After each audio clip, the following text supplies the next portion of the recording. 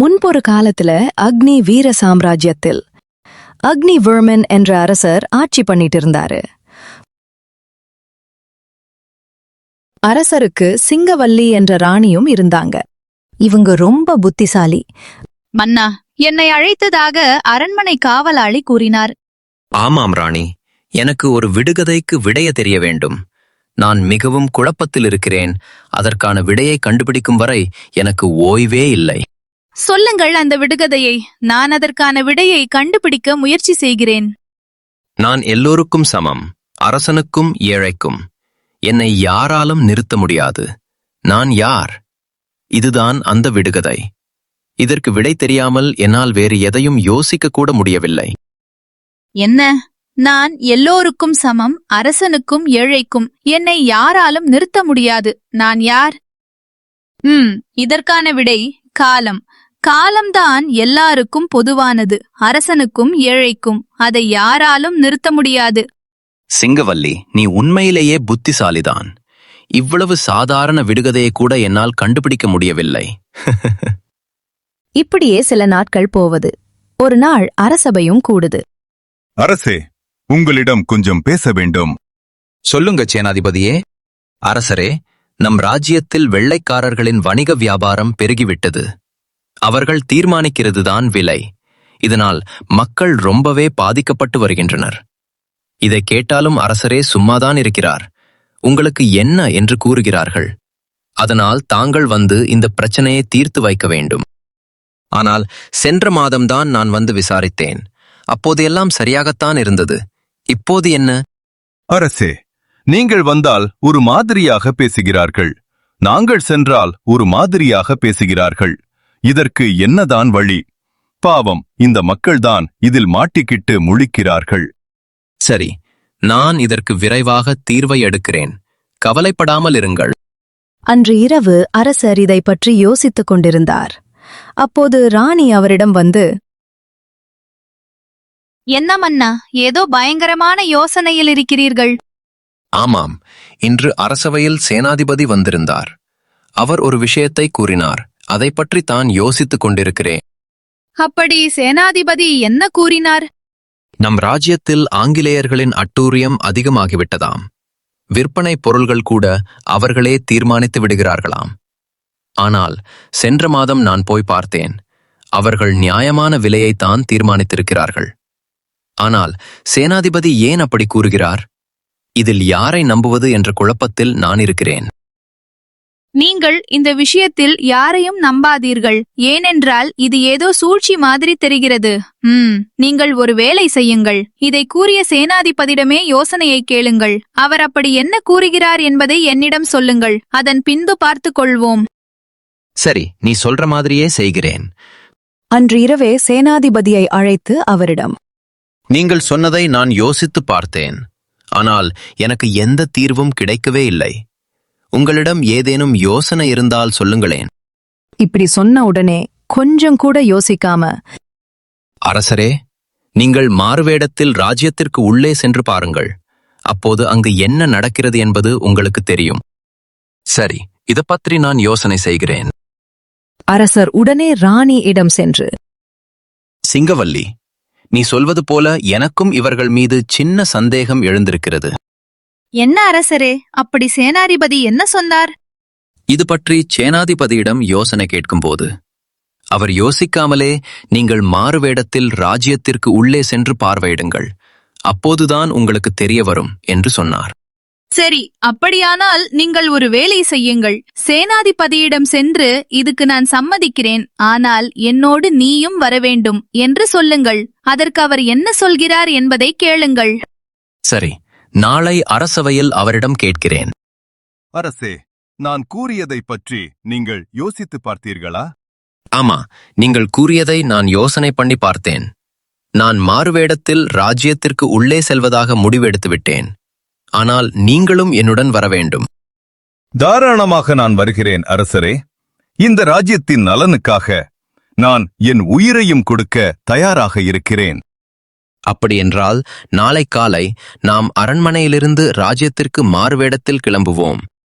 ராணி, நீ கூறியது போல சேனாதிபதியையும் என்னுடன் ராஜ்யத்திற்குள் உள்ளே அழைத்தேன்.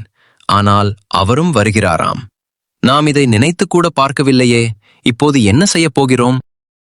சரி, அப்படியானால் நீங்களும் சேனாதிபதியும் சேர்ந்து ராஜ்யத்திற்கு உள்ளே சென்று வாருங்கள். நான் அரண்மனையை பார்த்துக் கொள்கிறேன். அங்கு அப்படி என்னதான் நடக்கிறது என்பதை தெரிந்து கொண்டு வாருங்கள்.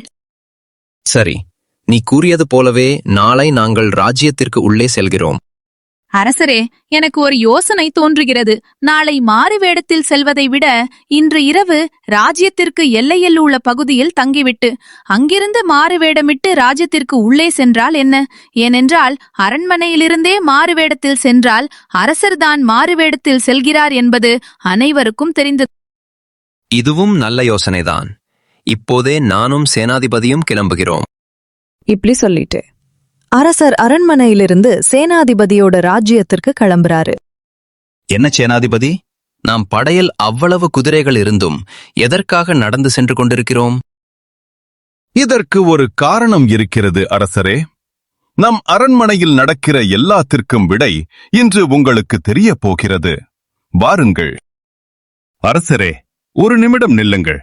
நான் சொல்வதை மிக கவனமாக கேட்டுக்கொள்ளுங்கள். என்ன சேனாதிபதியே, எதற்காக நிற்க சொல்கிறீர்கள்? நம் நாளை காலை தானே செல்வதாக இருந்தது. ஏன் திடீரென இன்று இரவே செல்வதற்கான திட்டத்தை போட்டுவிட்டீர்கள் அரசே? அது ஒன்றுமில்லை.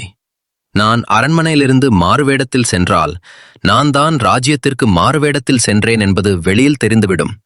அதற்காகத்தான் இன்று இரவே நாம் சென்று ராஜ்யத்தின் எல்லையில் தங்கிவிட்டு அங்கிருந்து மாறுவேடமிட்டு ராஜ்யத்திற்கு உள்ளே செல்வோம். இந்த யோசனையை யார் உங்களுக்கு சொன்னது? ராணி சிங்கவள்ளி தானே அரசே? ஆமாம். இது எப்படி உங்களுக்கு தெரியும்? அரசரே, எனக்கு எல்லாம் தெரியும். உங்களின் வெகுளித்தனத்தை ராணி மிக அற்புதமாக பயன்படுத்திக் கொண்டிருக்கிறார்கள். நீ என்ன உளறுகிறாய்? என் ராணியைப் பற்றியே தவறாக என்னிடமே கூறுகிறாயா? உன்னை. அரசரே, நீங்கள் சற்று ஞாபகப்படுத்தி பாருங்கள். நம் ராஜ்யத்தை தவறு வேறு எந்த ராஜ்யத்திலாவது ஆங்கிலேயர்கள் வந்து வணிகம் செய்ய வந்திருக்கிறார்களா? இல்லை. அதற்கு என்ன இப்ப? இன்னுமா அரசு உங்களுக்கு புரியவில்லை? இது எல்லாமே ஒரு திட்டமிட்ட சதி. இதற்கு பின்னால் இருப்பது நம் ராணி சிங்கவல்லிதான்.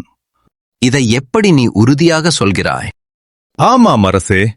ராணியை நீங்கள் திருமணம் செய்து கூட்டிட்டு வந்தபோது இவர்களை எங்கேயோ பார்த்த மாதிரி இருக்கு என்று நான் உங்களிடம் அடிக்கடி சொல்லியிருக்கிறேன் அல்லவா? அவர்களை வேறு எங்கும் நான் பார்க்கவில்லை. நாம் எதிரி நாட்டில் அரசர் நம் ராஜ்யத்தின் மீது போர் தொடுக்கும்போது நீங்கள் ஒரு ஓலையை அந்த நாட்டின் அரசரிடம் போய் கொடுத்துட்டு வர சொன்னீர்கள். நானும் சென்றேன். ஆனால் அந்த நாட்டு அரசர் நம் ராஜ்யத்திற்குள் வந்துவிட்டதால் அந்த அரண்மனையில் இல்லை. அப்போது அவரின் மகள்தான் அங்கே இருந்தார்கள். அவர்தான் நம் ராணி சிங்கவல்லி. அவர்கள் எப்படியாவது நம் ராஜ்யத்தை அழிக்க திட்டமிட்டனர். ஆனால் படைபலத்தால் நம்மை வெல்ல முடியவில்லை. அதனால்தான் உங்களின் வெகுளித்தனத்தை அவர்கள் புரிந்து கொண்டு அரசரின் மகளே வந்து நம் நாட்டை அடிமைப்படுத்த நினைக்கிறார்கள்.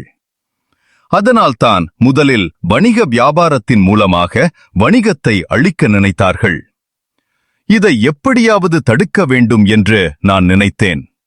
அதனால்தான் என்னையும் அழிக்க திட்டமிட்டனர். அதனால்தான் நான் உங்களை ரகசியமாக அழைத்து இதை கூறுவதற்கு, இப்படி ஒரு காரியம் நம் ராஜ்யத்தில் நடக்கிறது என்று கூறி உங்களை அழைத்து வந்துவிட்டேன். ஆனால் ராணிக்கு இந்த விஷயம் தெரிந்து நம் இருவரையும் வழியிலேயே தீர்த்து கட்ட முடிவு செய்துவிட்டார். சரி, இப்போது என்ன செய்து ராணியை பிடிக்க வேண்டும்? அதற்கு ஏதேனும் ஆதாரம் வேண்டுமே? இல்லையென்றால் ராணி மாற்றி பேசிவிடுவார். ஏனென்றால் அவர் மிகவும் புத்திசாலி. நாம் எதுவுமே செய்ய வேண்டாம் அரசரே. ஏனென்றால் நாம் இருவரும் கிளம்பும்போது என் நம்பிக்கை உரிய காவலாளியை ராணியை பின்தொடர சொல்லியிருக்கிறேன். அவர் யாரிடம் பேசுகிறார், என்னென்ன செய்கிறார் என்பதை கண்காணித்துக் கொண்டேதான் இருப்பான். இப்போது நாம் அரண்மனைக்கு சென்றாலே போதும். அது சரி, நீங்கள் ஏன் குதிரையில் நாம் வரவில்லை என்ற காரணத்தை சொல்லவே இல்லையே? அது ஒன்றுமில்லை அரசரே. நாம் கிளம்பும் முன்பு குதிரைக்கு மதுபானத்தை கலந்து கொடுத்து விட்டனர். அதனால்தான் நடந்தே உங்களை அழைத்து வந்தேன். என்னை மன்னித்து விடுங்கள். இப்படியா 2 பேரும் அரண்மனைக்கு திருப்பி போறாங்க. அரண்மனையில் உள்ள காவலாளியை பார்த்து, படைவீரனே, ராணியை கண்காணிக்க சொல்லியிருந்தேனே, கண்காணித்தாயா? கண்காணித்தேன் சேனாதிபதியே. அவர்கள் நீங்கள் சென்ற பின்பு அரண்மனைக்கு வெளியில் சென்று ஒரு மர்ம நபரிடம் பேசிக் கொண்டிருந்தார். அதை தூரத்திலிருந்து நான் கேட்டேன். அப்படி என்ன பேசிக் கொண்டிருந்தார்கள்? அவர்கள் 2 பேரும் சென்று விட்டனர். நான் கூறியது போல அவர்களை அந்த காட்டுக்குள்ளே வைத்து முடித்து விடுங்கள் என்று ராணி அந்த மர்ம நபரிடம் பேசிக் கொண்டிருந்தாங்க. அப்படியானால் இப்பொழுதே ராணியை சிறைபிடியுங்கள். அவரை தூதுவிட்டு நம் எதிரி நாட்டு அரசரையும் சிறைபிடிக்கச் சொல்லுங்கள். வணிகம் செய்பவர்களை கூட விரட்டி அடியுங்கள். இனி என் வாழ்நாளில் நான் யாரையும் நம்புவது தயாராக இல்லை, உங்களைத் தவிர. அரசர் சொன்ன மாதிரியே ராணியும் எதிரி நாட்டு அரசரும் கைது பண்ணி சிறையில் அடைச்சிட்டாங்க. அந்த வணிகரையும் அந்த நாட்டை விட்டு விரட்டி அடிச்சிட்டாங்க. இந்த கதை உங்களுக்கு பிடித்திருந்தால் லைக் பண்ணுங்க, ஷேர் பண்ணுங்க, மறக்காம நம்ம சேனலை சப்ஸ்கிரைப் பண்ணிக்கோங்க. நன்றி.